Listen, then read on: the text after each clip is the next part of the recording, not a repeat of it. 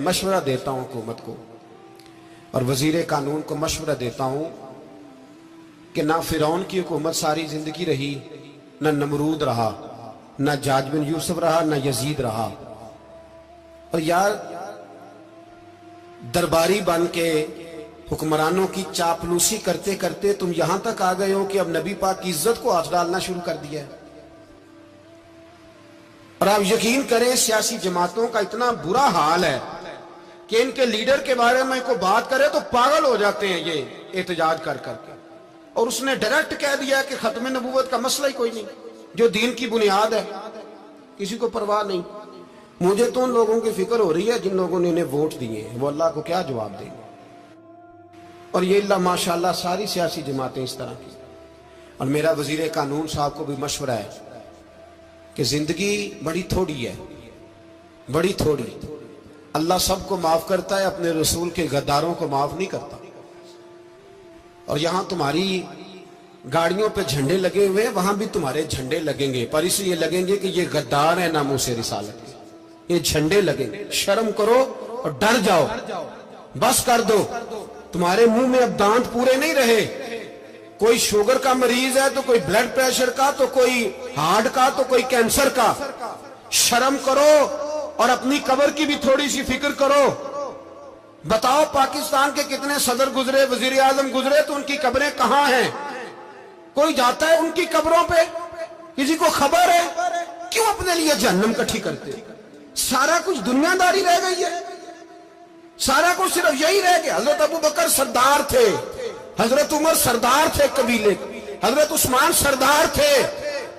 उन्होंने सरदारियों को ठोकर मार के रसूलुल्लाह के कदमों में बैठना पसंद किया।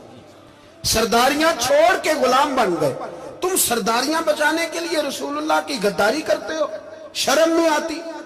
और कौम शिकवा है मुझे इन लोगों से जो मौलवी तो कह देते हैं तू सियासत नकार, और किसी सियासतदान को मना नहीं करते कि जब तुझे सूरत फातिहा भी नहीं आती तो तुझे किसने इजाजत दिया इतनी बड़ी बात। और मैंने पिछले से पिछले जुम्मे भी कहा था, फिर कहता हूं और आन दी रिकॉर्ड कहता हूं, मरज़ई कल भी काफिर थे, आज भी काफिर और कयामत तक।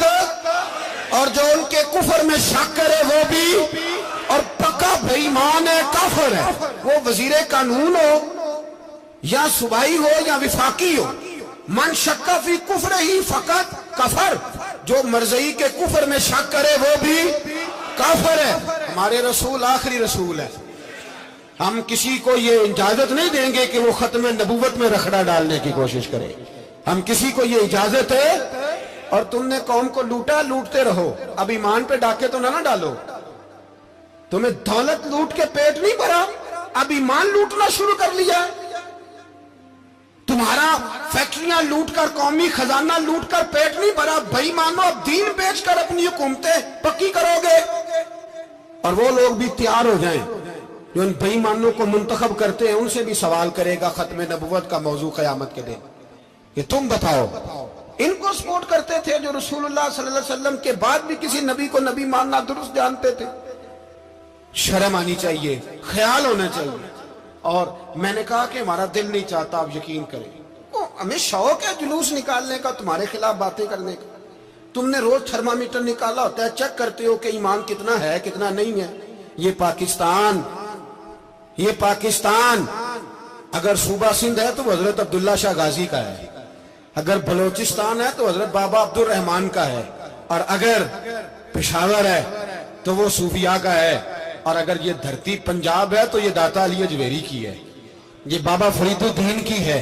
इसमें किसी गद्दार को कब्जा करने की इजाजत बिल्कुल नहीं मिलेगी। और हम वो लोग भी नहीं जो चुप करके अंदर सोते रहे, कौम जो करती है करती रहे, हमें परवाह नहीं। ना, ऐसी कोई बात नहीं। कोई बंदा ना समझे कि इन्हें होश नहीं, इन्हें पता नहीं, हमें सारा कुछ ही आता है। फिर अगर कल को कोई मुमताज कादरी पैदा हो गया तो शिकवा ना करना। कल को कोई फिर से आमर चीमा निकल आया तो शिकायत ना करना, याद रखना।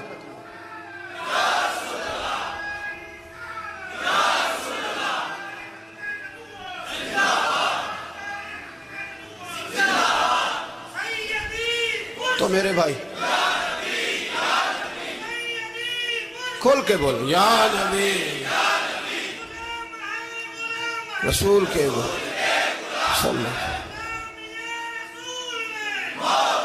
تو یہ مشورہ ہے.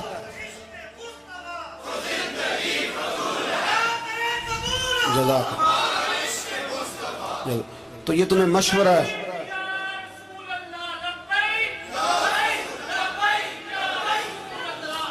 میری بات سنیں، یاد رکھیں، یہ لوگ بعد میں پچھتاتے ہیں، پھر مناظرے کراتے پھرتے ہیں اس نے صحیح کیا کہ غلط کیا، پھر انہیں ہوش آتی ہے بعد میں، پھر ان کے ہواری نکل کے میدانوں میں دلیلیں دیتے ہیں. اس لیے ہمارا مشورہ ہے انہیں کہ یہ اپنی حد میں رہیں، اور جو کام تمہارے ذمہ، میں نے کہا نا تم نے بڑا لوٹا، یہ قوم روز تمہیں موقع دیتی ہے لوٹنے کا، یہ موقع دیتی ہے، تو تم نے دولت لوٹ کے پیٹ نہیں بھرے، اب ایمان لوٹنے کے چکر میں آ گئے ہو. یاد رکھو، مسلمان گناہگار ہیں، غدار نہیں ہیں. تمہیں دولت لوٹنے کا تو شاید موقع مل گیا ہے، پر ایمان لوٹنے کا موقع نہیں ملے گا. تو اس لیے اس کو لگام دو. اور ویسے بھی کتا جو پالتو ہوتا ہے نا، اس کو گھر کے اندر سنگلی سے باندھ کے رکھنا چاہیے. یہ تمہارے بوٹ چاٹتے ہیں، بھونکتے ہیں، تمہارے حق میں وزارتیں لیتے ہیں. ہم نے تو کوئی وزارت نہیں لی تم سے، اور نہ ہمیں شوق ہے. اس لیے کہ ممبری کیا کرنی ہے جس کو ممبر رسول عطا کر دیا جائے؟ اس نے کیا کرنی ہے یہ ممبریاں جس کو پکا ممبر رسول دے دیا جائے؟ تو اس لیے اس سے باہر آؤ. میں نے کہا بڑے بڑے نمرود، فرعون، قارون دفن ہے، تمہارا بھی نام تک نہیں ہوگا، بالکل نام نہیں ہوگا. اس لیے ہمارا مشورہ، اور آپ لوگ بھی آئے نا یہ اگلے سال، تو ان کو کھڑا کر کے پوچھ لینا، اسلامی جمہوریہ پاکستان کا تم نے MPM نے بننا ہے، پہلا کلمہ ہی صحیح سنا دو. چلو خدا کا واسطہ یہی بتا دو کہ تمہیں نماز بھی ڈھب سے آتی ہے کہ نہیں. اور آپ کی موج ہے، آپ بٹھا لیتے ہیں سر پہ، کیا کریں، سمجھانے والے مفت گناہگار ہو گئے اور بہکانے والے سب تمہارے یار ہو گئے. اس لیے یہ چھیڑتے ہیں جان بوجھ کے. اور پھر جب کوئی ممتاز قادری علیہ رحمہ پیدا ہوتے ہیں، پھر انہیں دشواری ہوتی ہے، پھر ان کا جینا مشکل ہو جاتا ہے. یہ موقع دیتے ہیں، پتہ نہیں کس کے ایجنڈے پہ عمل کر رہے ہیں. میرا سوال یہ ہے، میں نے پچھلے جمعے پھر میرا سوال ہے کہ میں پوچھتا ہوں، اس آدمی کو ضرورت کیا ہے ختم نبوت پر بات کرنے؟ جب امت مسلمہ کے متفق کا فیصلہ ہے کہ مرزائی کافر، اسمبلی نے بل پاس کر دیا کہ مرزائی، ان کو اقلیت قرار دے دیا، اور جب سے وہ اقلیت بنے، نہ ہم نے ان کی عبادت گاہ جلائی، نہ ہم نے ان کو قبروں سے نکالا، نہ ہم نے، بس ٹھیک ہے جیسے عیسائی رہتے ہیں، یہودی سے کس ملک میں رہتے ہیں وہ بھی رہے، اقلیت بن کے رہے، کوئی اعتراض. پر تم انہیں کھینچ کے کیوں قریب کرتے ہو؟ تمہارا کیا جرانہ ہے ان کے ساتھ؟ بتاؤ تو صحیح. ان لوگوں سے ان کو چاہیے اپنے منہ میں لگام ڈالیں، اور اگر نہیں ڈالیں گے پھر انشاءاللہ ڈالی جائے گی.